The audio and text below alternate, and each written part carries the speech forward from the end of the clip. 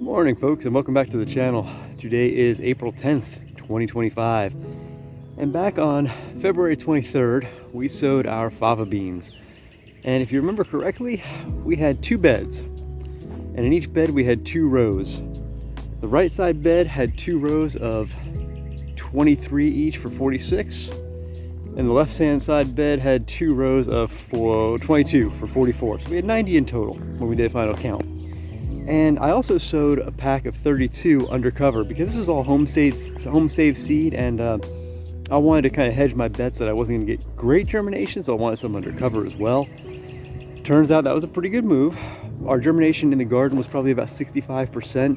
Unfortunately, undercover it was only about 55-60%, so I still had to sow a few more undercover, which got me actually 9 out of 10 on that last round of undercover. So we did actually fill out the bed entirely, and we're going to take a look at it now because it was like the 23rd of February that we direct sowed these. So it's been about 6 weeks, maybe a little over, and I want to show the progress so that we can take this video series on fava beans from sowing to harvest, and with a couple of mid-run updates along the way. So today, and then maybe in a month from now, and then a following month would probably be a harvest. So I'm going to flip you around right now. We can take a look at the beds and see what we're looking at.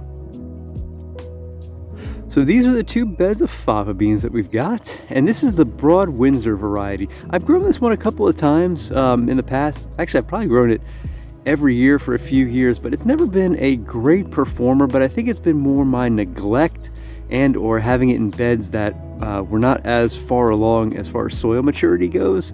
So my yields have never been overly worthwhile. This year I'm going to pay a heck of a lot more attention to it because I really do want to see if this is a dried legume that I can use going forward on a larger scale so that I have some storage legumes that I produce, because I eat a lot of legumes, but for the most part I have to bring them all in dried in bulk from my local co-op, and I wouldn't mind offsetting that a little bit with some of my own production. And this seemed like a really worthwhile crop for that because of in no small part because the bean size makes it very easy to shell and store. So the plants themselves are looking pretty darn healthy, and I'm really happy that they didn't get popped by the freeze a couple nights ago. That actually did a little bit of damage to my potatoes. As you can see, they tiller out a little bit, so you'll get multiple stalks off each one.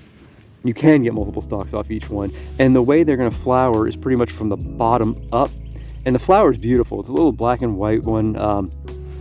I don't think I've heard, prior to growing this, I don't think I've seen a flower like this.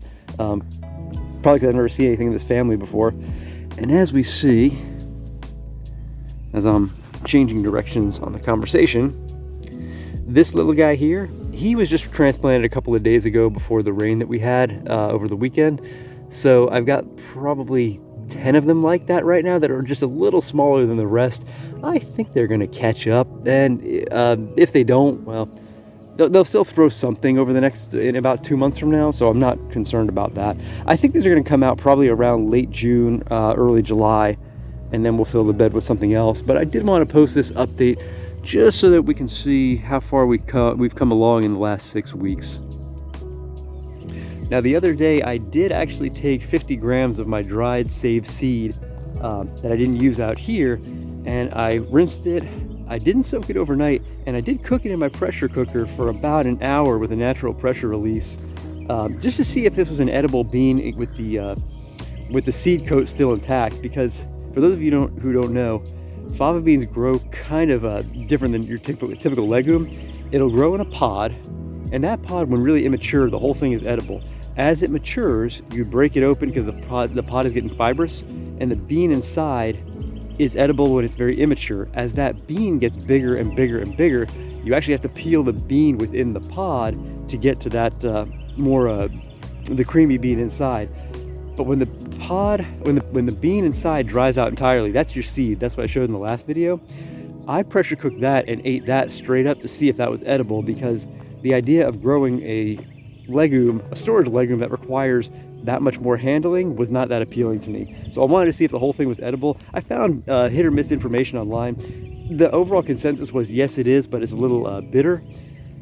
That is the case, but not so much so that I didn't enjoy it.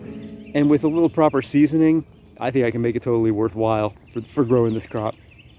So that's it for today. Just a quick update on the fava beans, and we will see you back here for this video segment in about a month. Thanks for watching.